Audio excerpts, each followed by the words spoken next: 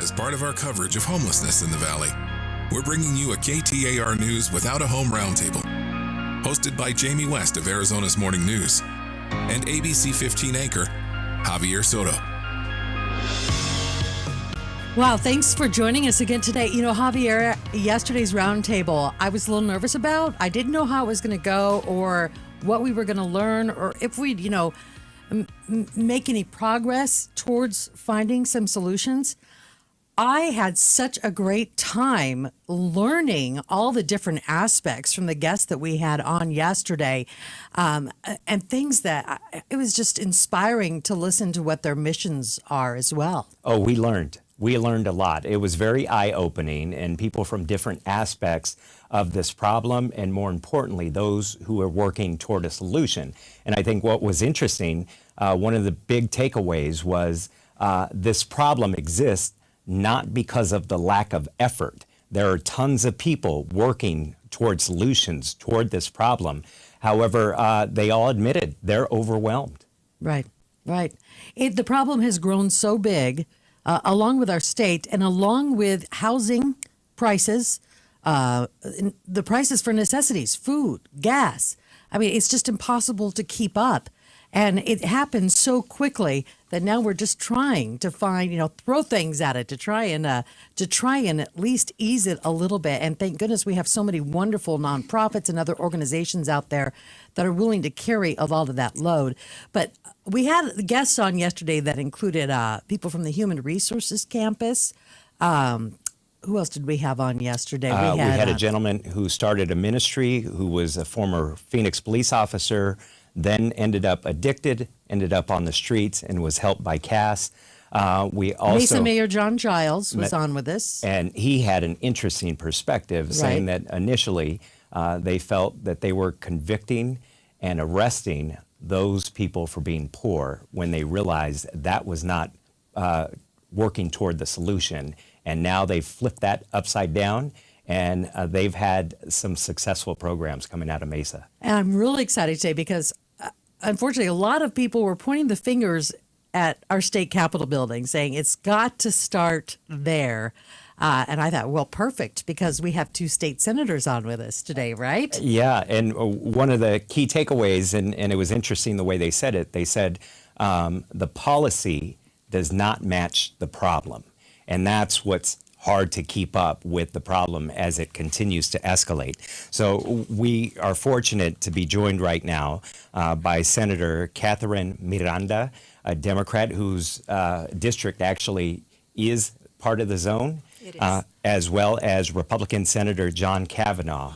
And we thank you very much, both of you. We know you're very busy, for taking the time, because again, it's going to take a lot of people to find solutions, and it's not one solution. It's a multitude of layers of solutions. So thank you very much for joining us this afternoon. And that is our goal, is to try and talk about some solutions, see where we can go, get people talking to each other. And Senator Kavanaugh, I know that you have already introduced two bills dealing with the homeless situation. Can you tell me about those bills and what happened to them? Sure. Well, the first bill would have made it statewide illegal for people to erect tents or similar structures in roadways and rights of way. And the second bill would have required any municipality or government entity which permits an encampment, either in their streets or on their property, to enforce basic hygiene laws, so you don't have the pollution of the zone, and to provide, based upon the size of the people there, a certain number of porta potties and showers and stuff like that. My goal was basically to deter municipalities from allowing these things to develop because of the extra steps they would have to take. I was hoping that they would choose a more reasonable approach, like getting hotel space or more structured supervised space. But knowing that a lot of them won't, wouldn't do that, I at least wanted to stop people from wallowing in their own feces, which is exactly what's happening in the zone. I mean, the zone is a disaster area. I think somebody on the roundtable yesterday called it dystopian. It is. It's like something from a weird science fiction movie. I mean, there's crime, there's debauchery. It is horrible, and the fact that Phoenix allows it to exist is I can't understand that at all. Well, that's one of the comments that one of our guests made yesterday is you guys drive by it every day going to work, right? That is You've correct. seen it grow over the past couple of years. When was the first legislation introduced that actually began to address the issue? In terms of the zone itself, Yes. well, this year, I think it really came to a head this year with the lawsuit, with the exposure to the public of the horrible burden it's placing on the businesses and even a couple of residents in that area, and the environmental havoc. And then that caused more news coverage. Where we used, a burnt body in a dumpster, a fetus in the street. Yeah, it's just horrible, and it's got to be eradicated quickly. And quite frankly, I don't think Phoenix is doing enough to get rid of it. I think they're hanging their hat on the federal lawsuit as an excuse not to clear it out, and that's not correct. And that's not correct. As the person from the Goldwater Institute, who was a guest yesterday, said, just because the judge says that you can't clear somebody from sleeping in public, right? That doesn't mean that they can pitch their tent any place they want, and that's what's happening here. In speaking with Mayor Kate Gallego a few weeks back, she pointed out that they're doing what they can. However, pointed that this is not only a Phoenix problem, this is an Arizona problem. And I think if you go around Arizona, you'll see encampments not as big as what we see in the zone, only because the Human Services Campus draws a lot of that because the resources are right there. So again, they pointed to the state capitol, and I know with some of your measures that you introduced, they were characterized as anti-homeless. Was that? Do you consider yourself anti-homeless? Well, I mean, I passed a bill that said if a government entity has a homeless encampment on their publicly owned streets or on property which they own publicly, right, and they're going to allow it there, you have to give these people toilets, a portable shower. You have to have sanitation. So if that's anti-homeless, then we live in a totally topsy-turvy world. They're the anti-homeless people by letting people live in squalor. Aren't you required to have a certain amount of porta potties and things for any type of large gathering with permits from the city of Phoenix anyway? Yes. Okay. That's right. All right, we are talking to Senator John Kavanaugh, and Senator Catherine Miranda is here. Her district includes the zone, and we want you to join us in this conversation when we come back, because you have a very interesting story to tell also about the break you took from the Senate and what brought you back. That's all coming up here on KTAR next.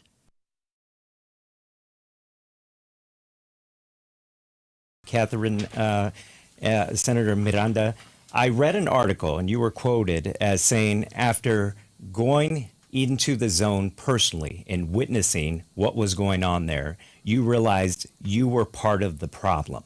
Can you explain that? Yes.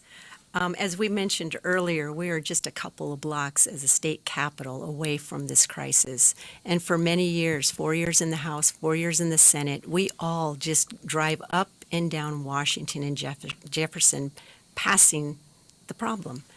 I took off 4 to 5 years, and when I finally drove back in the area of the Capitol, I was just overwhelmed by how it quadrupled since I had left the Capitol. And that immediate day, I decided I'm going to run my campaign. I cannot ignore this problem anymore. And it's not perception. It's reality. We are a couple of blocks away from the problem. We're the decision makers. We have the power to get things done. But it is a complex issue. There's many, many reasons why people are homeless. The top ones are housing, of course, the drug addiction, the alcohol addiction. We need housing for that population that's not addicted. We need treatment for people that are addicted. Those are two huge problems right there. And everyone's trying to find one silver bullet to this crisis, and we can't do that anymore. It is multifaceted. And speaking of the housing, you actually introduced a Senate bill regarding affordable housing. Tell us about that. Well, I initially came to the Senate thinking, I'm going to create this omnibus bill.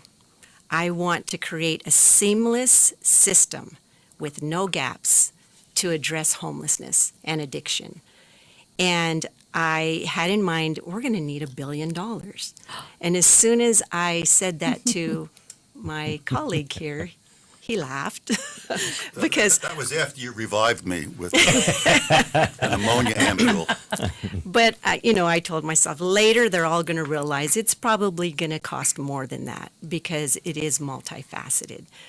So it went down to $155 million. I approached the appropriations chair here, Senator Kavanaugh. We did work well together on getting the bill moving. He asked me to take out all the new programs that were in my bill and only keep the existing ones. So I did that. I was able to get it heard in appropriations. It passed. It got cowed. It got third read. It was moving, and then it stalled in the House. At the end of the day, I had to negotiate in the budget. The bill died, but it was a solution. It was a part of the solution, and we ended up with $60 million, $20 million for emergency right now, what's going on in the zone, and other cities. I believe it's Scottsdale, Tempe, Mesa, and Phoenix. Tempe, Mesa, they each got $1 million, and I believe the city got $13 million with the emergency funds. There's Were they- tribal stuff too. Yes. Were they earmarked with where specifically that money had to go? And that's my next job to do, is to keep the accountability. We need to follow the money. We need to make sure that it's being put in areas that we see change happening, and that's not happening right now. What is the one thing that we can do right now to ease some of the problem? Well, That's not going to take, we heard from Jocelyn yesterday. In the housing It's going to be authority. like 3 to 5 years before we get enough housing built, affordable housing. yes, and that's only for one population of the homeless. So Right. I think we need to look at the big picture, and we need to have a solid ground first of compassion. If we care about this issue, if we have compassion for it, that's our solid foundation to get started. Because if you don't have compassion from the beginning, you don't care. So I'm trying to find compassionate, consistent people that will work with me and not tell me, oh, Catherine, they just need to get up and go get a job. Oh, let's just put them in jail. There's crime going on. Of course there's crime going on. One thing I hope we have helped open people's eyes about is who it is that's on the street. We've had a 20% rise over the past year of veterans who are now homeless in Maricopa County. The rise of senior citizens who are now homeless is absolutely astonishing. The silver tsunami is what they're called. Yes, because And of the fixed incomes that can't keep up with everything else just, rising in prices so high. Right, and our youth coming out of our foster Yes. care system. So, what the legislature does not want to hear is that we need money. We do need money. We need more money because we have phenomenal providers out there doing a good job, but they've ran out of resources. Right. And they need help. So what we've done is I've tried on 2 occasions to bring all the providers together in one room just to introduce each other, to find commonalities amongst each other. And now the city has done that several times, and I see progress with that. So they are now connected together and working. But at the end of the day, we need money. We need to extend their services. They need the resources. We have addiction out there. We've got about 30 seconds, On Senator. the topic of money, in addition to the $60 million that Senator Miranda championed, this year's budget, $150 million to the Housing Trust Fund, $7 million for correctional transition programs, $5 million for homeless veterans, and that's on top of ongoing every year expenditures, $2.5 million for the Department of Economic Security for homeless services, $14 million for domestic violence relocation programs for women and families, that $28 million for access subsidized rents for the mentally ill, $180 million in federal money dedicated to general housing, and $91 million of ARPA funds that are also spent, and I don't know how much local and county money which is also spent. So there is a lot of money being spent, but it's a difficult problem. I was just going to ask you, so what you're saying is the money is there. Are the programs, are they not, is the money not being directed to the right programs, or how is it being misused if it's being misused, Well, or are they overwhelmed? Is it not enough? It depends on who you're talking about in homelessness. There's the street homeless, right, which is one population which has a lot of seriously mentally ill people and a lot of people addicted to drugs. And then there are people who can't afford housing. They're two totally separate issues, and not all the answers to the lack of housing one are solved with state money. This is a roundtable. We are going to be bringing in one of those service providers, Lisa Glow, the CEO of Central Arizona Shelter Services, next as our roundtable continues. KTAR special Without a Home. We'll be right back. Without a Home Roundtable. Here's more with Jayme West and Javier Soto. Welcome back. I'm so glad you're listening because you're really going to want to turn up your radio for the next few minutes. Joining us, Senator John Kavanaugh, Republican, Senator Catherine Miranda, a Democrat, and now joining us also, Lisa Glow is at the table. She is the CEO of Central Arizona Shelter Services right there on the Human Services campus. They have been serving the Valley's homeless for decades. And we're going to have a very interesting conversation here. We were talking off the air a little bit about this being an emergency situation, basically. I know it's been called a crisis, but Lisa, you had a great analogy. Sure. So one of the areas I've been talking about for a long time is the rise in senior homelessness. We've been calling it the silver tsunami. And then I started thinking, we really have a hurricane of homelessness, not just with our seniors. And if we had a hurricane here in Phoenix, unlikely as that is, what would be the response? We'd have a federal response. We'd have tents put up. I'm telling you, we have thousands of people on the streets. I think it's time to call for a much bigger state of response, which is going to take coordination at all levels of government. Some of that is already starting to happen in significant ways between the state, county, and cities, but we need to do more, and I know that Senator Miranda's been calling for the same thing. Yeah, and in that conversation, we talked about, you at one point said that this should be declared a national emergency. What kind of feedback did you get? Where did it go from there? Yes, I did try, but unfortunately the ideology in the legislature gets in the way. Some people don't think it is, and it's my job as a politician, so to speak, to try to find commonality that agrees. I wish the whole legislature would take a tour through the zone, sit with the homeless, look at them in their eyes, and maybe they'll be more convinced. But a lot of them are afraid. I've talked to legislators that said, "Oh no, I won't go there. It's too dangerous." So they just ignore the crisis. But we are in a state of an emergency, and we need to look at it that way. Senator Kavanaugh. I can see he wants to talk about this. All fingers point point to Senator Kavanaugh. That's okay. Have you personally been to the zone? Yeah. Uh-huh. Like I said, as I said during the break, I was a Port Authority cop back in the 80s in New York. I was in a bus terminal, hundreds of homeless people. And that's street homeless. And the solution there has to be around drug addiction and mental illness. We probably need to change our mental illness laws to allow people to be taken into custody who have serious mental illness and can't take care of themselves, and to be forced into some sort of structured programs. In terms of the drug addicts, quite frankly, we can provide all the treatment that we want, but if you're going to allow them to live unsupervised in tents and shoot up all they want, they'll never seek help. So you need a combination of a carrot and a stick for them. To that point, no one is allowing anybody to do anything. The city has their setbacks, They need time, they need money.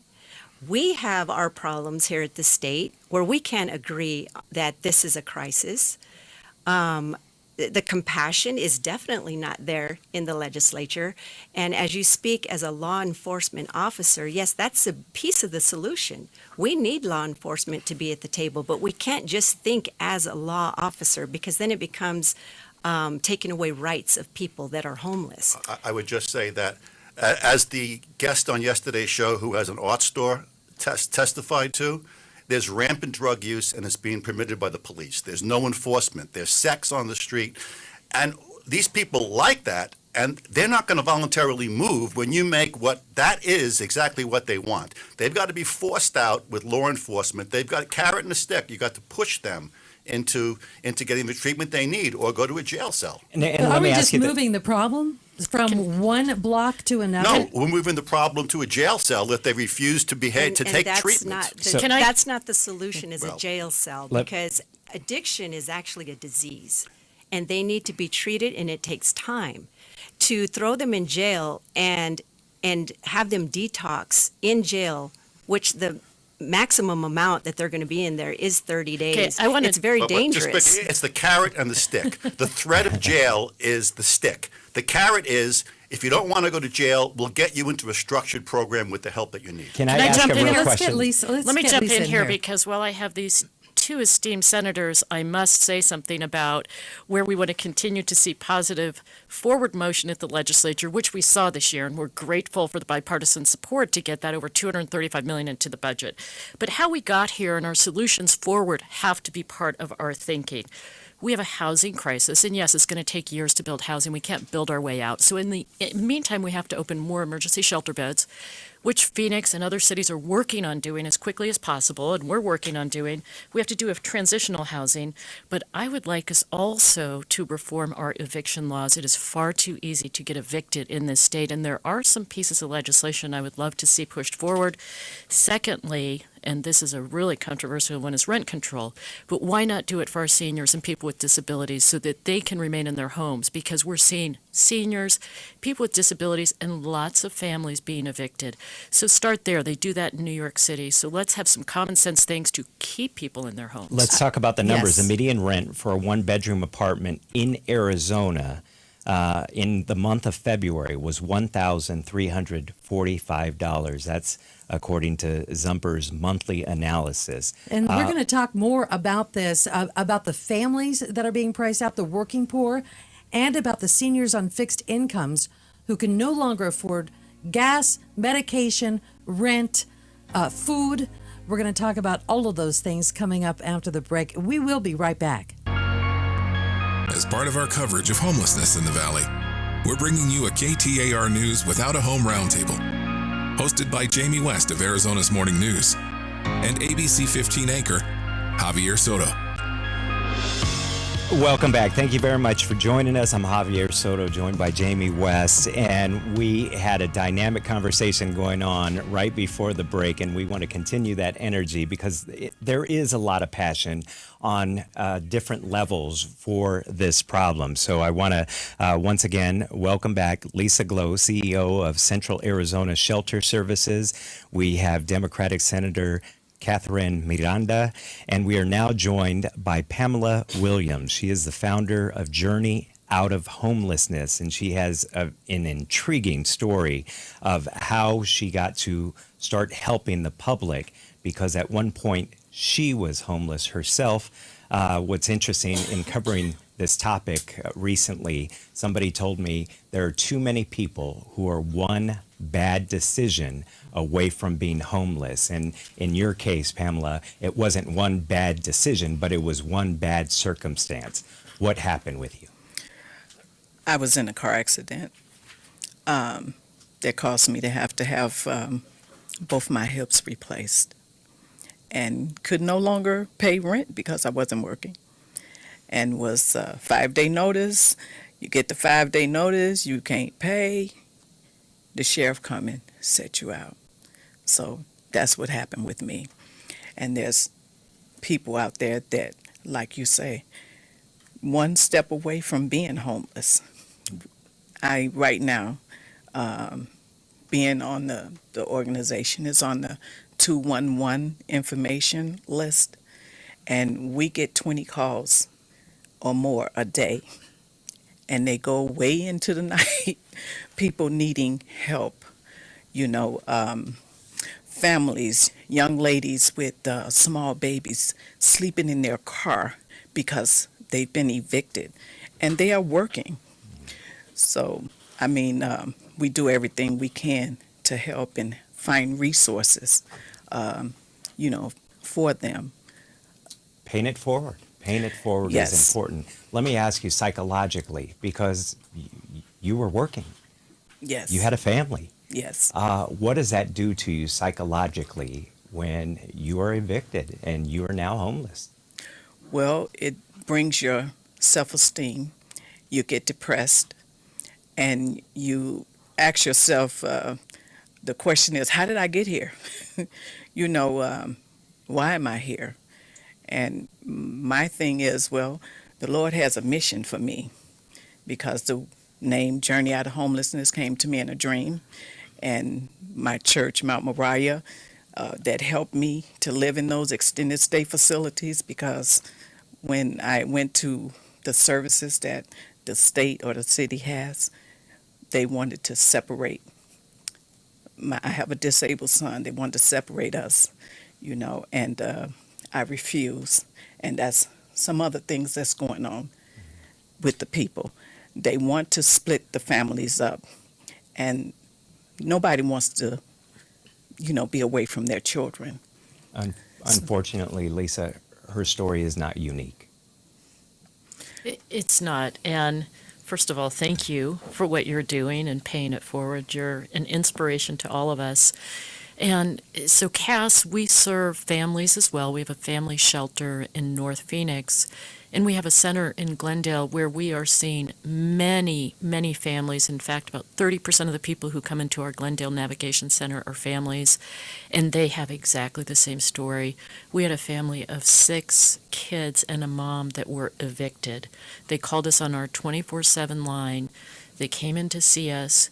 Luckily, they actually reached someone, because I know that we were talking before we came in here, that's a problem. Sometimes if you can't get a hold of someone, and thank goodness you had your church. But we were able to put them in a hotel for a few nights, and then we negotiated to back pay the payment, and they're back in their same apartment they'd been in for many years. And the whole reason was an illness. Her mother got ill, couldn't take care of the kids. Families in crisis need immediate attention. We should not let them sleep in their cars. And you getting 20 calls through the night, we're getting calls. We're going to partner after this to figure out how we can share our resources between our family shelter and what we're doing in Glendale as well. And the West Valley is the fastest growing homeless population, isn't it? Well, that's interesting.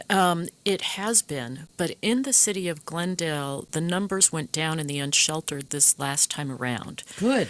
Yeah, and they attribute that to the work that we're doing there. We're the city's master services homeless provider, which means we collaborate really closely with other significant partners like Phoenix Rescue Mission and Homeless ID Project and Circle the City. And when you collaborate and share resources, not just ideas, you share the funding and you make sure it gets into the right hands of who needs it, you're helping people. So I really think we have a good thing we're doing in Glendale, a city solution. Of course, our family shelter is always full, but it actually went down. But I think those numbers are going to keep going up overall because the lack of housing, and we can't build it fast enough. So we're just going to keep pushing forward. How do we get more organizations to work with each other? Because it sounds like everybody's working hard, but maybe working together and trying to solve this problem will get us closer to that solution. So there are a lot of good collaborations and partnerships, but if you want more of it, your large government funders have to require it and say, we want to see you come together, which is what we did in Glendale and we do in other projects. So there's leverage in dollars, but it's also in the impact. So partnerships make all the difference. And you have been talking about that with Senator Miranda. You were telling me that, Senator Miranda, you go into the zone regularly to try and help people who are living on the streets there. Yes. What is that experience like for you? And tell me maybe about some of your success stories if you've had any. Well, when you expose yourself to the people that are hurting, you hear different stories. I pass out my business cards, and some of the homeless have called my office, and they were just one paycheck away. So they got a grant on the spot, or say Access or DES just needed to address one more step that they needed in the system. So there's been a couple of success stories in the past couple of months. But this right here, and just learning about Pamela's story, each legislator needs to hear these stories, because that's where the compassion builds. That's where you start caring. And because this is a real person, this really happened to her. And that's magic to getting more solutions. When we Right. talk about lack of housing, I mean, what we need to do is support statutory changes that remove regulatory barriers. Right now, our housing shortage is 270,000. We are short 270,000. 300 people each day are moving here to Arizona, which translates to 100,000 per year. And we have to meet the demand, because there's only 50,000 permits this year that were going to be approved. So we need enough permits to meet the demand. Right. So every piece we need to look at, and that's just for people that are one paycheck away, or that got into a car accident and then their life just Spiraled, crumbled. right. It spiraled. Then we have the addiction problem of Right. alcohol and drugs, and we need the time and the patience to help those people, which again and again I will say it's a disease. The law enforcement, yes, I see that they see violence going on. That comes with being addicted. That comes with that disease. I come from a father that was an alcoholic and a drug addict. So to go deeper into that, our kids that are sitting in our classrooms are victims of alcohol and drugs. We need more money in our schools for counselors and psychologists. It's a huge problem, and it affects so many people. All right. Pamela, let me ask you, what did it take to get you back on your feet? Money and my go-getter attitude, personality that said I will not, because I didn't come from a silver spoon home, but I came from a home that worked hard for what they had. And I was determined to get back on my feet and do what I needed to do for myself and for my family. Because remember, I was on a walker, walking, trying to get my legs back to where I am now, where I can walk without the walker. I keep the cane because I still have some issues, you know. So it was the tenacity, if you will, in me to say, I am not going to go out like this. And you know That what? kept me going. Tenacity. We want to talk more to you, Pamela Williams, about your story and your journey out of homelessness.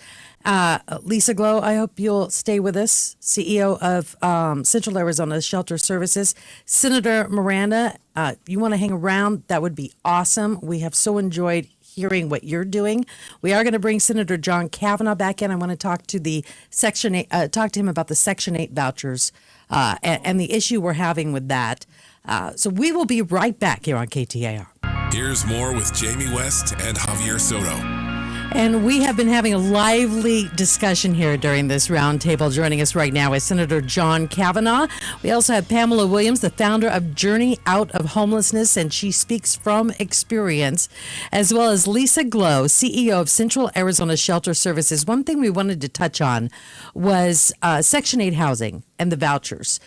We heard yesterday that they're having a hard time placing people in Section 8 housing because a lot of landlords don't want to accept the vouchers because they can get more money on the free market.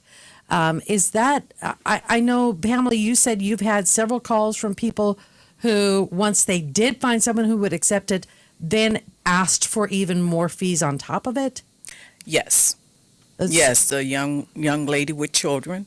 She had a voucher, and she said she was calling us because she needed first month and last month rent to move in with her Section 8 voucher.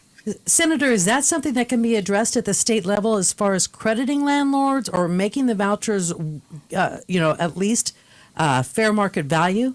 Well, obviously, you can't expect a landlord to agree to rent an apartment to somebody for less than the market value. You're basically saying, donate the money to us. And I'm not a landlord and never have been, but I don't fault the landlord for wanting a security deposit.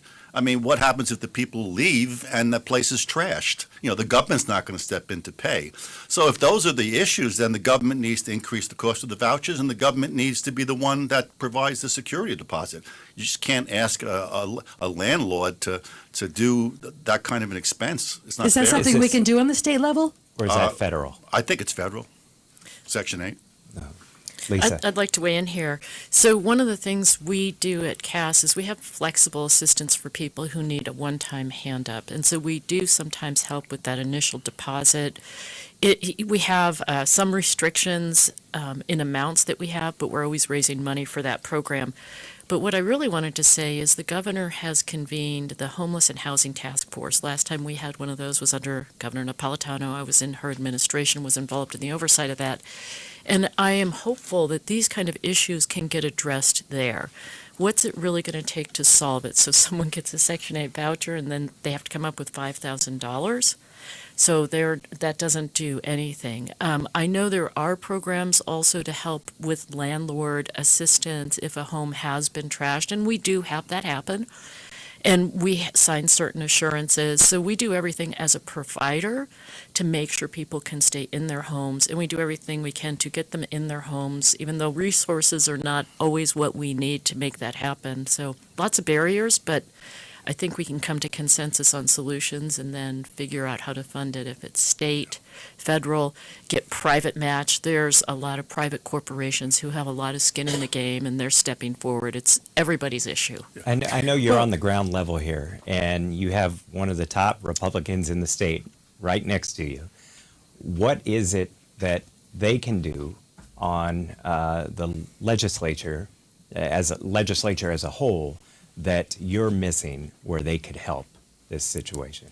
Well, as I said earlier, there was a lot done this last session in this one-time support. I think it's time to have a deeper conversation and come to figure out what we can do going forward. We do need ongoing rental assistance for people. During the pandemic, we had a lot more flexible assistance, and I will tell you right now, we ran out of that funding in our one of our key programs, and we had to put it on pause for a couple of months, and a lot of people ended up on the streets. We've now raised the dollars, can get back to doing that.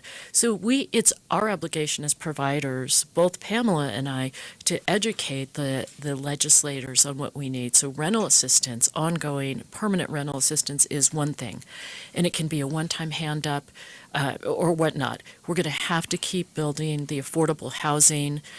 We have to do everything we can to get people off the streets. I believe you have to look at the cost efficiencies of those models. So permanent supported housing, where people pay a certain percentage of the rent, we need to build more of that. And people are contributing what they can afford. A lot of those people are working. So it's multiple levels, and I think we are going to find the consensus. We have about 1 minute. Okay. How? Look, not all of the problem can be solved with the housing voucher. We have this problem for a lot of reasons. Illegal immigration. There is 20 to 30 million illegal immigrants in this country, disproportionately in Arizona. They're taking up housing space. If we had border security and enforcement, you'd have a lot more housing from them. You've got short-term rental disaster, where the legislature, against my vote, said people can turn their homes into short-term hotels. That has decimated housing stock for people who need, full-time, not short-term, but long-term housing. Inflation. All the crazy federal spending made inflation go through the roof. That's the reason why the rents are a lot higher than they are. Gentrification. I used to travel along Apache Boulevard when I taught at ASU. All along there before light rail, there were low-income houses and hotels and motels. It's totally gentrified now. Those people were pushed out. Excessive mandates for construction. extra money for green fire sprinklers. That makes it more costly too to build a home. And the solution of overriding local zoning and putting apartments and packing houses into residential zones didn't fly at the legislature because people don't want their zoning upset like that, and they should have done it more reasonably, like maybe saying you can convert industrial and commercial areas into it. We're going to continue talking about this. We got to go to break, but you're listening to Without a Home, a KTAR special roundtable discussion on homelessness here in the Valley. We'll be right back. This is a KTAR News special. Without a Home Roundtable on the KTAR News app and 92.3. Hosted by Jayme West of Arizona's Morning News and ABC15 anchor Javier Soto. And we're so glad you're joining us. We are having a lively discussion over the past hour and a half. It has been super interesting. Senator John Kavanaugh joining us right now, along with Lisa Glow, the CEO of Central Arizona Shelter Services, and Pamela Williams, the founder of Journey Out of Homelessness. And we were talking about the newly homeless.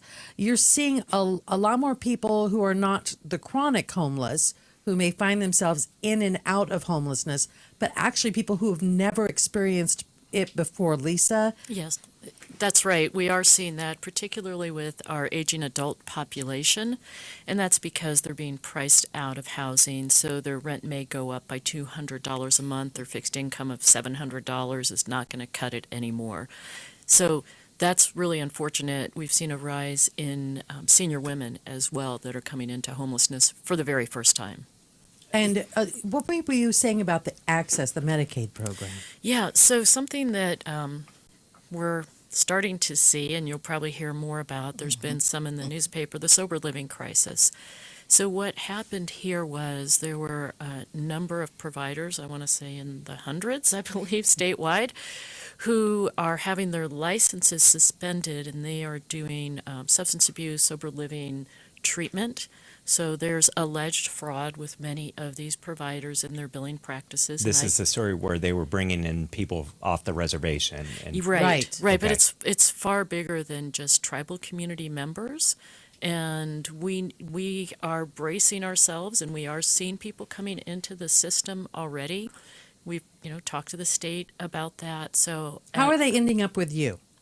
So they're coming, we actually are reserving now in the morning 10 beds for referrals from the 211 system, where they're getting hundreds of calls daily for people who are leaving these places or being released from these places. So we're setting aside 10 of our 600 beds, but they're coming in through the homeless entry system.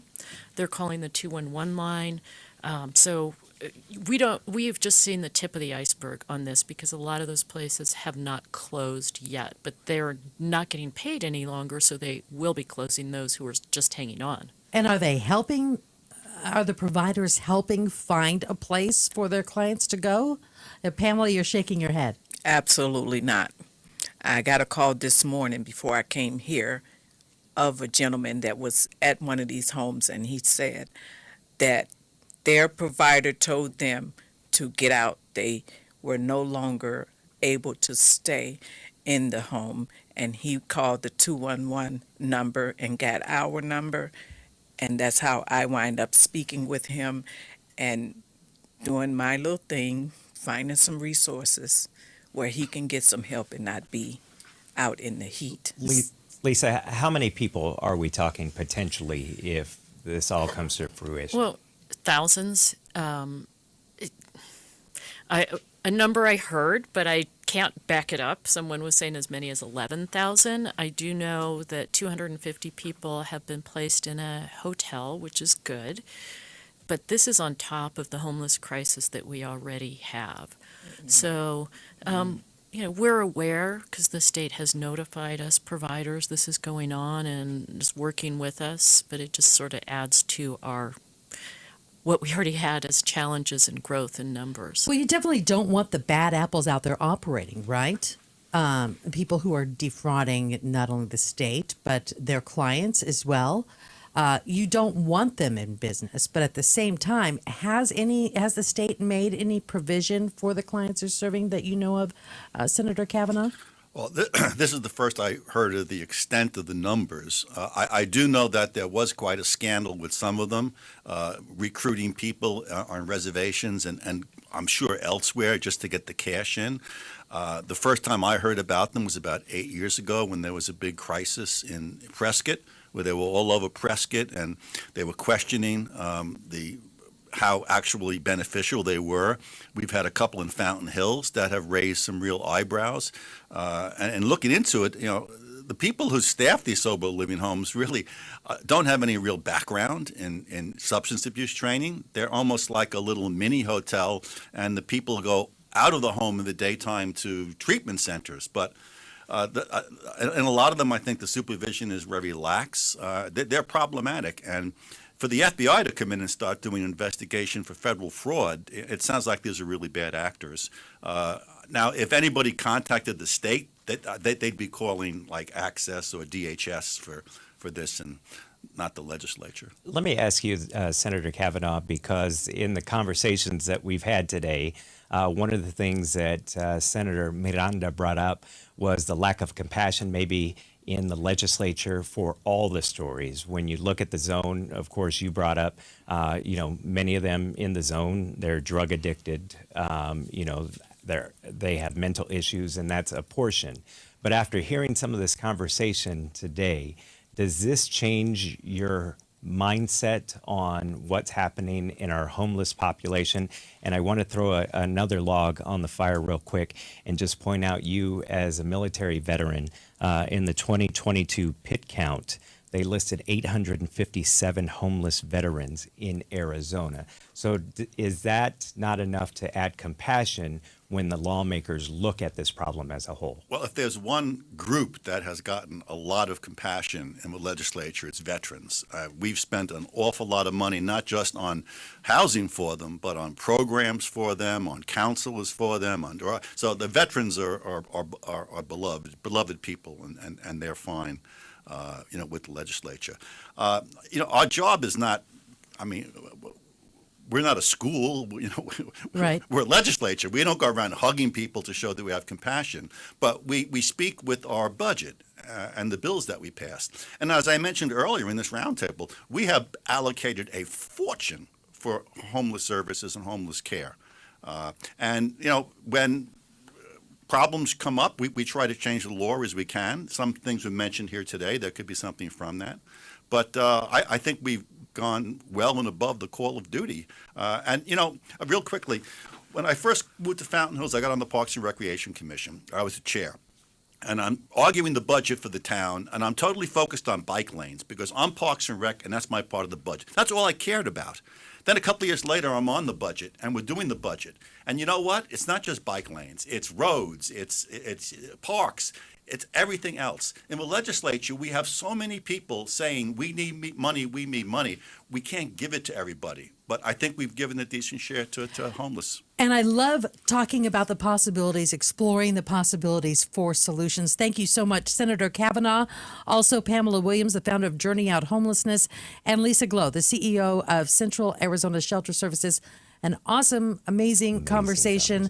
And we're going to be talking next about veterans as well as other groups affected by homelessness as we bring in some of the KTAR reporters to talk about their series and the people that they've spoken to as well. We'll be right back. Here's more with Jayme West and Javier Soto. And thanks for listening. We have had just some intriguing, interesting conversations with from the top down, basically, among state leaders and community leaders, city leaders, about the problem of homelessness. And we're finding that people do want to work together to find solutions, or at least explore the possibilities, right? Yeah, and you can credit that to these organizations who are working very hard, but realizing they can't solve this problem alone. What's interesting over the last 2 days, I think that you and I found was the more you dig, the deeper the problem is. Right. And so many facets. Joining us right now, we've had a series going all week here on KTAR, and it's called Without a Home. And our reporters, Luke Forstner, we have We have Colton Krolak and Valen Overstolz joining us right now as part of our roundtable, because the three of you have really delved into some issues that have just had some fascinating stories come out of them. Let's start with you, Colton. You focused mainly on veterans. There's been just a huge rise in the veteran homeless population over the past year. Yeah, absolutely. And, my biggest takeaway about this whole thing was really on the people who were helping.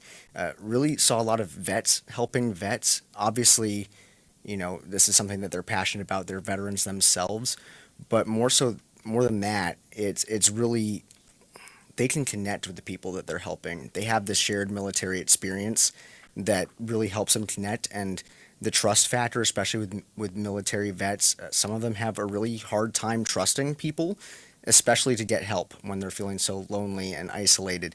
And really being able to trust somebody who's had that shared military experience can go a long way. Yeah, you're supposed to be tough to get through it, right? Yep, absolutely. They have a hard time asking for help, but somebody who's been through that, who, I spoke to Chuck Ashby. He was with the man of house who was an Air Force vet. He said that this change happens during basic training that they all go through, so they all have that collective experience that really helps them bond.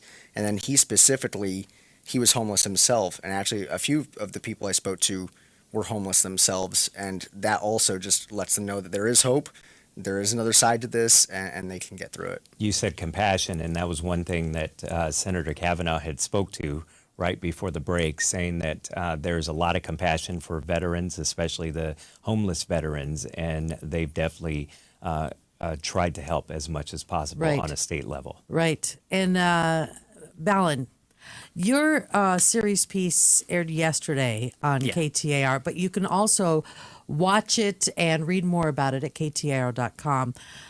It really spoke to a lot of parents out there of teenagers and youth. We're talking about young adults under the age of 24 who find themselves out on the streets, and an organization that's trying to keep them on the right path.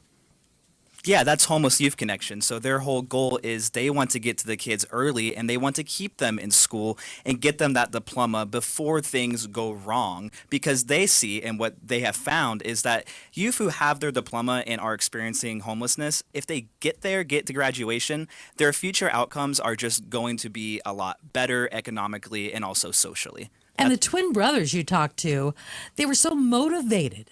Yeah, absolutely. I mean, talking to Ben, I realized that if he hadn't found Homeless Youth Connection, I have no doubt he would have graduated on his own, which speaks to his own drive. But what's important is he found this organization who got him there on track, so he was able to, for example, receive a scholarship for athletics, something that might not be so easy to do if you're not on that regular progression through school. I think one of the questions, and when you hear youth homelessness, the immediate reaction is that's unfathomable. To even hear or think about that there are some youth out there who are homeless. What were some of the reasons they ended up on the street? Yeah, so of the around 750 youth that Homeless Youth Connection helps, they've identified 4 main reasons why they end up homeless. And I want to be specific. These reasons I'm giving are why youth end up homeless on their own without that guardian in their life. So the first reason they gave me is that parents simply, they remarry and that new partner asks the child to leave the home. Maybe it's away for a weekend at a friend's house, and that escalates to the point where that child no longer finds a home with where they originally grew up. Parents are unable to provide support due to things like drug use. So it's actually the child going out on their own and finding that support because they think they don't have the best chances where they are right now. And also about 20% of the youth in Arizona who are unaccompanied identify as LGBTQ+, and the parents don't agree with that decision, so they ask them, as Don put it, to leave the home.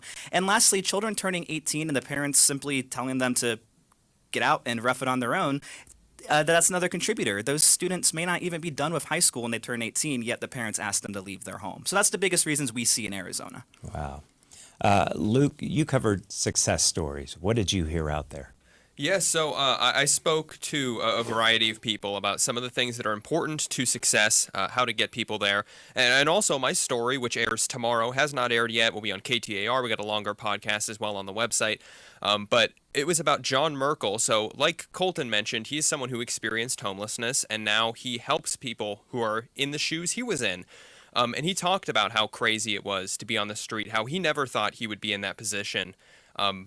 But when he found himself in a shelter and through a lot of help, which that's what he stressed, the need for help, the need for assistance from outside forces, he was able to get himself stability.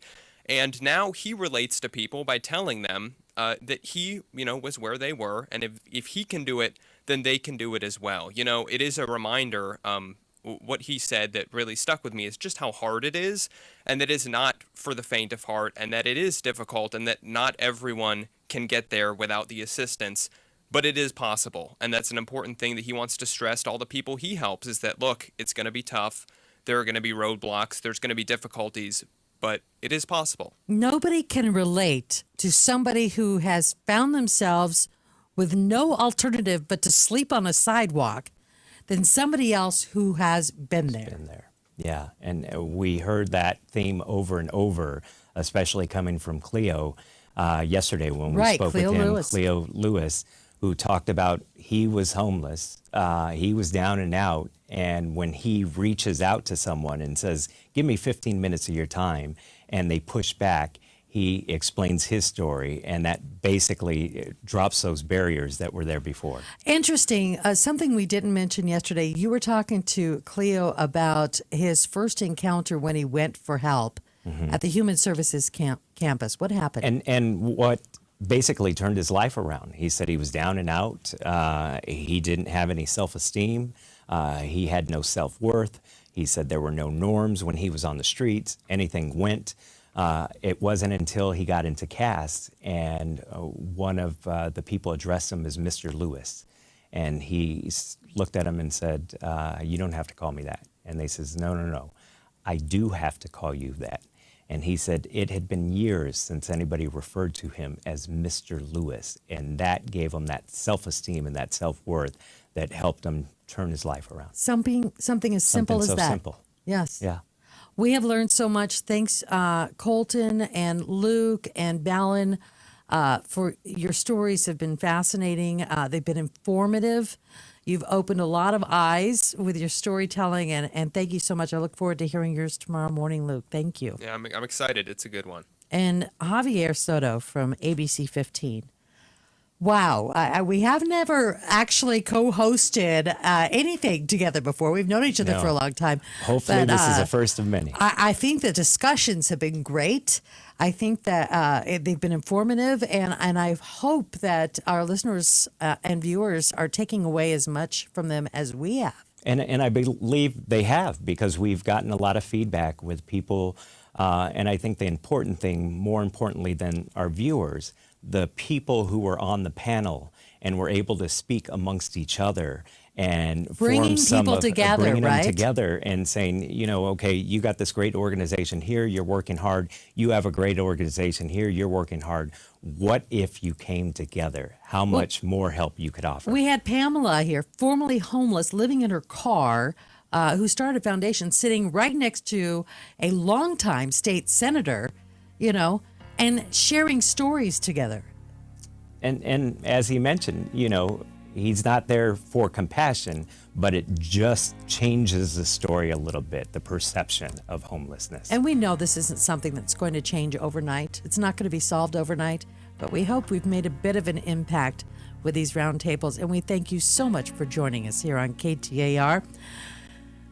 The search for homes, right? For the people that need them. It continues, but we can all do our part and help.